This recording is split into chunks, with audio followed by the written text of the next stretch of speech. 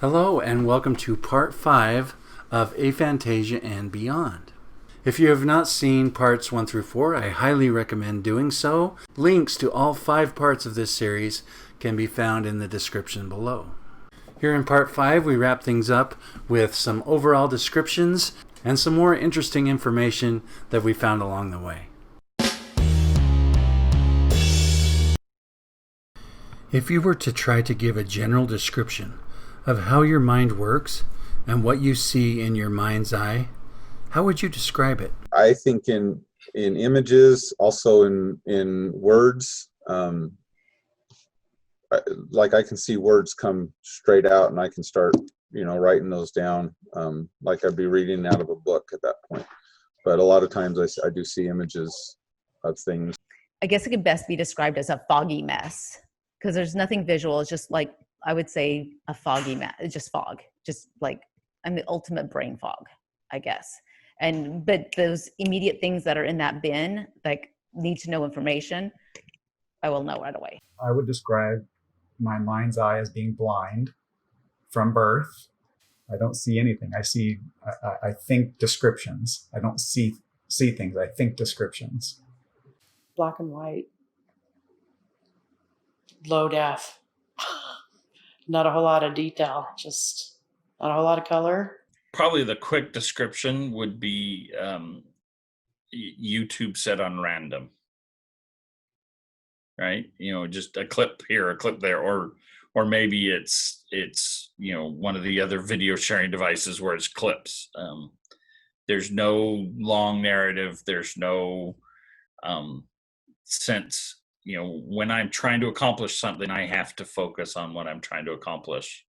And it's too easy to have other distractions that pop up. And so, I would say, it's YouTube on random, and most of it's all the interesting learn something stuff. But occasionally it's the Rickroll video that gets snuck in there, right?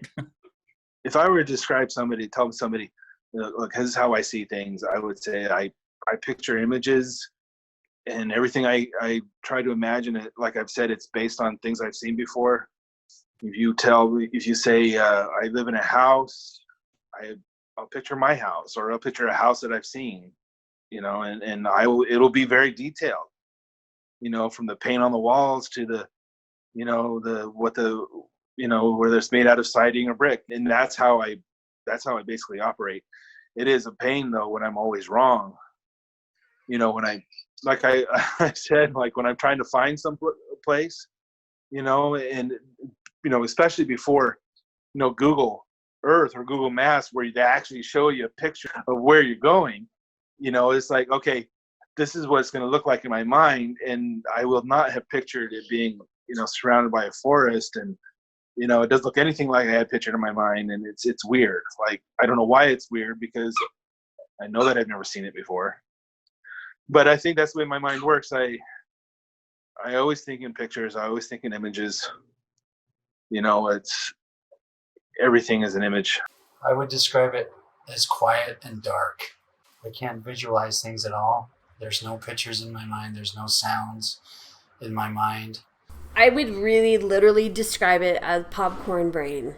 Like, it is just this all the time, right? So like when I'm teaching school, it's really easy for me to get off on a topic, and I literally do have students who say, Susan, you're getting off topic, and I'm like, oh, you're right, and I bring me back, right? My husband gets super frustrated with me because I will ask a question and it's answered, and then 10 minutes later it's like I never had that conversation. Like, it literally is like having a popcorn machine in my head where the thoughts are just like, and I'm super easily distracted. And I can be thinking about one thing and then another and then something else and then back here and then here, and somebody says squirrel. Probably just the mechanic in me, but almost like a car that just like won't start. It's just like and then dies. It's like I said, I get those big flashes of detail that's like everything, I'm dead. Yeah, a car that just won't go. It'll try for a second and then just die. my mind can do almost anything you ask it to, if you ask it the right way. So you say, picture a sheep, it'll make a sheep. You say, call up the memories of your mother's last day on earth, it'll come up with a whole, almost an intact movie of everything that happened. But because the more vivid and important the event, typically the more vivid and important the memories. Ask it to solve some problem. It'll maybe visualize the different principles involved in your problem and all the ways it could go wrong. That's another thing. Oh, here's a good one. I'm glad you asked this because it does touch on something we've kind of skipped over. But when I'm having a conversation sometimes, especially an intense conversation, like an argument with the missus, I seem to simulate every single thing that could go wrong in the conversation, right? What if I say this? Then she'll say this, and she'll say this, and I'll say this, and she'll say this, and then something bad happens. And I chase down every single possible response, and usually there's no good answer, which is why she asks what I consider to be a perfectly good rhetorical question that makes the point, and she's expecting an answer, and I'm simulating everything that could go wrong, and there's no good solution. I'm like, okay, you made your point. I often think in complete paragraphs or essays, which makes it really hard to communicate verbally because I have like the usual sentence timing is far too long to say everything I'm thinking of. So it kind of comes out fast and jumbled. In those kind of cases, it is often accompanied by visuals. Like when my main basis for all this is conversation with my wife, and I'm trying to communicate something to her, and I'm wishing the entire time, I wish I could just download a video or picture into your mind right now from mine, because it would make this so much easier. Obviously, you know that I'm more of a physicsy kind of person. In high school, I would just be thinking physics all the time, visualizing things, doing thought experiments, as it were. I don't know if I do that anymore. It's a lot of movies in my head, or more like I said before, when I'm reading a book, it's a lot of picturing everything happening around me. I can remember things I've written down really well. I can actually see it in my head on the paper where I wrote it. Sometimes even things I've read, if I've read them enough, I can see them on the paper, like I'm reading the book or whatever again.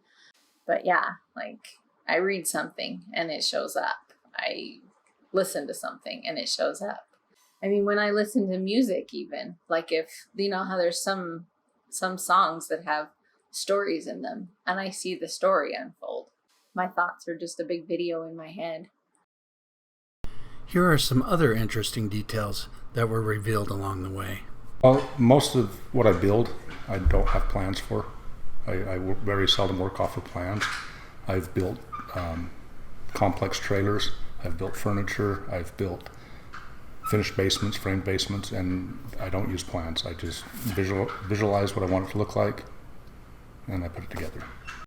I get frustrated with other people. If I tell one of my guys at work, I need you to build me a ladder that's 6 foot tall, and I expect them to visualize it the same way I do. And I've had to really work on myself to know that people don't visualize things the way I do.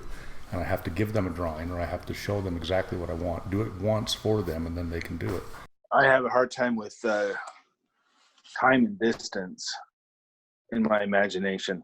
Like if I was to build something, like say a table, in my mind I would have an idea of it, but then in reality it would be either way too big or way too small, or then time sometimes is all screwed up. Like it should take this much time to get somewhere, but in reality it's, I have trouble visualizing stuff like that.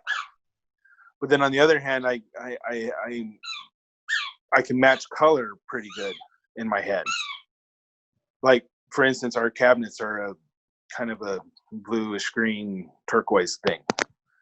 I can go to the store and pick out a tea kettle that's the same color.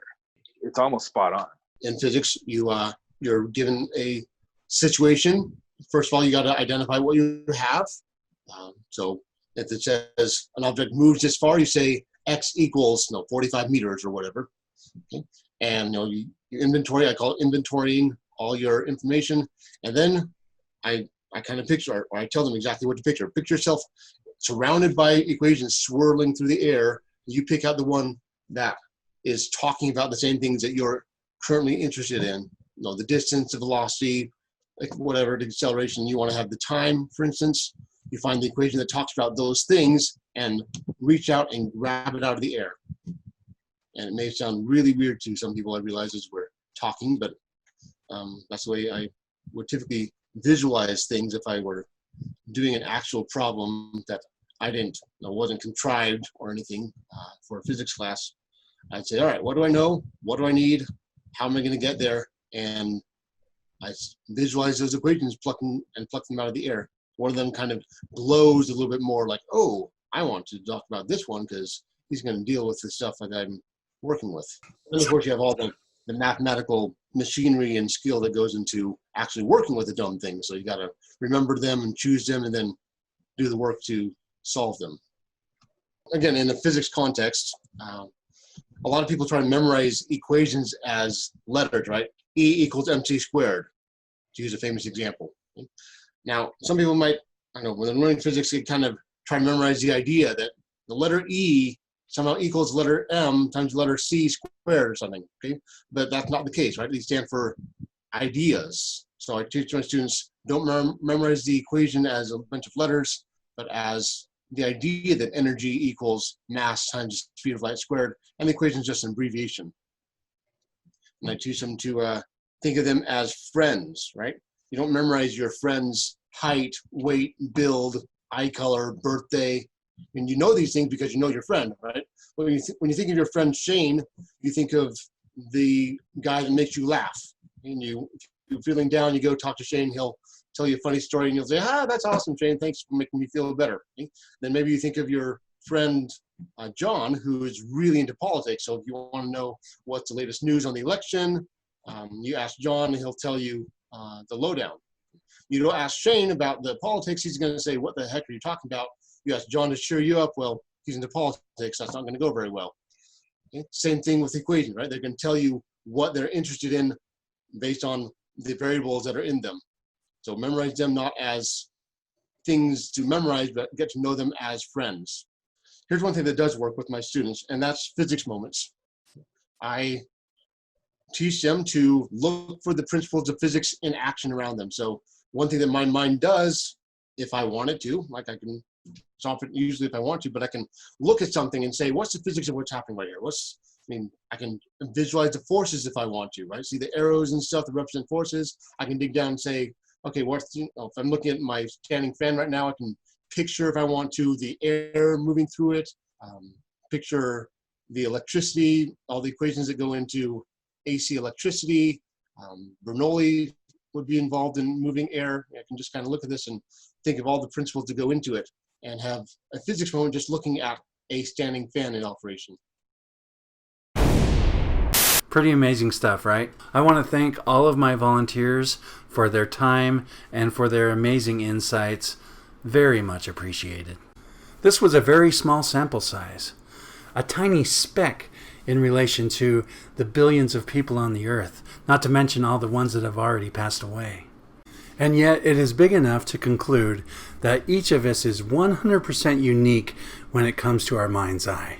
On the red square chart, I had several people answer 6. I had several people answer 1, and a few people in between. But even among the people in the same category, huge differences were discovered. I interviewed even more people off camera, and with each interview, I discovered something new and unique. Before I started the interviews, I kind of thought that being able to picture things in your mind was kind of as simple as either you can do it or you can't do it. But many of the people are having different experiences based on different circumstances. I interviewed my dad, and although he's highly visual, he can't visualize anything that isn't logical. If it doesn't make sense to him, he can't visualize it. I heard so many cool and amazing things. I could go on and on and on. I think this topic is extremely interesting, but I also think that it's extremely important. I think it's important that we know that we are also very different when it comes to how we think and how we visualize. When we realize it, we can become more patient with others. When we realize it, it can change the way we teach, the way we lead, and the way we judge. It needs to be discussed, studied, explored, and shared. At least that's the way I see it. So there. Hey, thanks for watching, everybody. I do appreciate it. Make sure you take a moment to subscribe and like and comment and stuff. This is a fascinating subject where everybody's a little bit different, so I would love to hear about your experiences. Please comment down below, and let's keep this thing rolling.